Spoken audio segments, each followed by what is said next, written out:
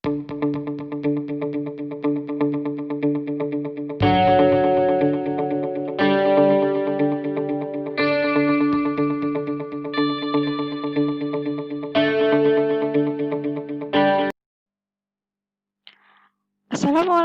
warahmatullahi wabarakatuh. Halo teman-teman dari grade 4. Kembali lagi di awal semester 2.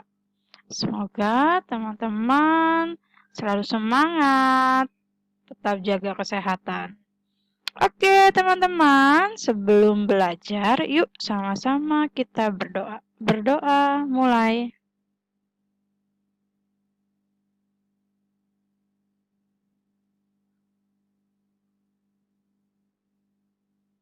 Alhamdulillahirrabbilalamin. Semoga di awal tahun baru ajaran semester 2 ini kita mendapatkan tambahan ilmu dengan pengertian serta pemahaman yang baik.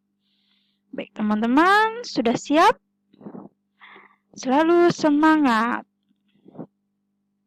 Hari ini kita masuk di tema 6 yaitu cita-citaku. Ayo, siapa di sini teman-teman yang sudah mempunyai cita-cita?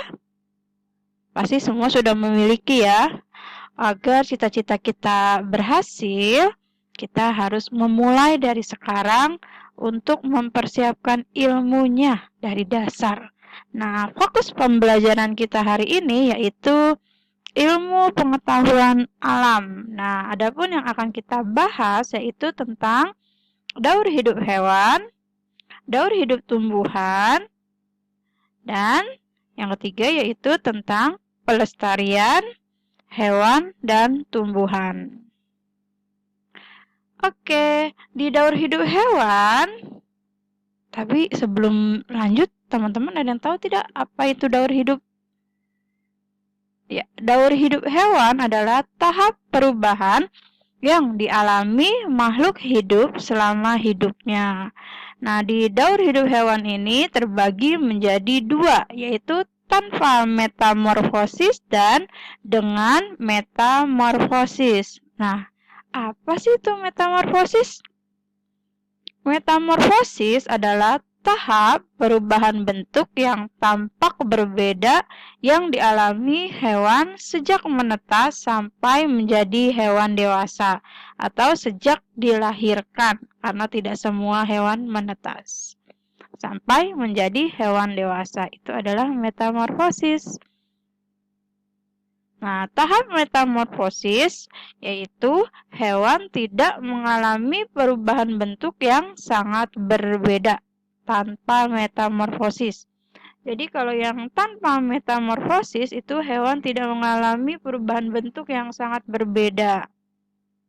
Contohnya yaitu pada ikan. Ikan itu dari telur, terus jadi menjadi anak ikan yang kecil-kecil, lalu menjadi ikan dewasa. Ada lagi kucing, dari dilahirkan, anak kucing, kucing kecil, kucing dewasa. Dan ada lagi ayam. Nah, ayam ini yaitu dari telur. Dimana prosesnya ayam dierami oleh induknya selama 21 hari sehingga telurnya menetas dan menjadi anak ayam. Lalu anak ayam ini bulu-bulunya masih halus dan akan tumbuh menjadi ayam kecil lalu ayam dewasa. Itu adalah tanpa metamorfosis. Sedangkan berikutnya yaitu dengan metamorfosis. Ini terbagi menjadi dua. Metamorfosis sempurna dan metamorfosis tidak sempurna. Metamorfosis sempurna yaitu mengalami proses kepompong dan larva yang berbeda bentuk dari induknya. Contoh hewannya seperti yang ada di gambar yaitu kupu-kupu. Selain kupu-kupu, ada juga nyamuk dan lalat serta katak. Nah, kalau kupu-kupu itu ada telur, ulat atau larva, kepompong, dan kupu-kupu dewasa. Sedangkan nyamuk yaitu telur, jentik-jentik larva, pupa, serta nyamuk dewasa. Sedangkan lalat itu dari telur, belatung atau larva, pupa, lalu lalat dewasa. Sedangkan katak itu telur, berudu, berudu berkaki, katak muda, dan katak dewasa itu mengalami metamorfosis sempurna. Sedangkan metamorfosis tidak sempurna yaitu tidak mengalami proses kepompong dan larva, tetapi mengalami proses nimfa yang bentuknya tidak jauh berbeda dari induknya. Contoh hewannya yaitu seperti gambar ada belalang, kecoa, dan ada lagi capung. Belalang itu dari telur, belalang muda atau nimfa, jadi belalang lagi, belalang muda lagi, sampai akhirnya menjadi belalang dewasa. Sama seperti belalang, kecoa pun seperti itu. Telur, kecoa muda, kecoa dewasa. Sedangkan daun hidup tumbuhan, karena sebagian besar tumbuhan itu berkembang biak dengan biji. Ya, salah satunya adalah tumbuhan semangka. Dia dari biji berkembang menjadi tanaman baru, lalu menjadi tanaman dewasa. Walaupun ada beberapa yang daur hidupnya dari batang. Nah, selanjutnya adalah pelestarian hewan dan tumbuhan.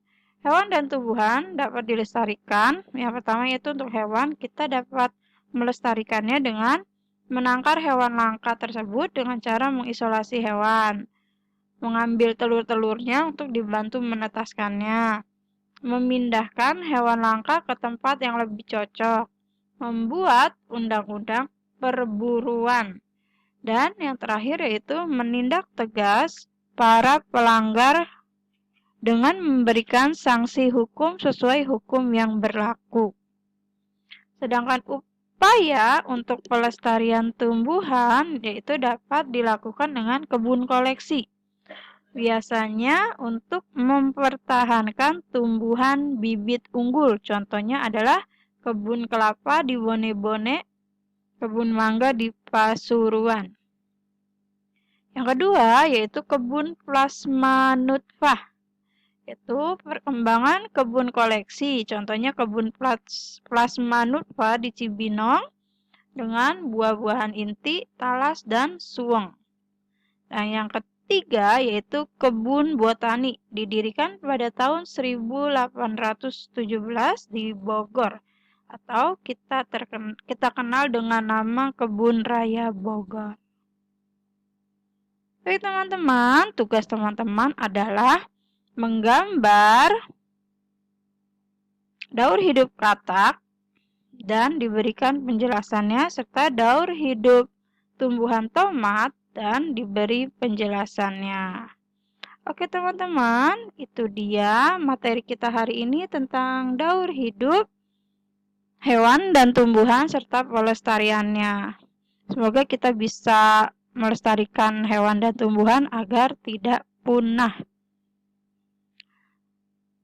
Baik teman-teman dari Gate 4, jangan lupa untuk tetap melakukan 3M, yaitu mencuci tangan, memakai masker, dan menjaga jarak agar kita dapat memerangi COVID-19. Oke, sekian. Terima kasih sudah menyimak penjelasan dari Miss Tina. Wabillahi taufiq wal hidayah. Wassalamualaikum warahmatullahi wabarakatuh.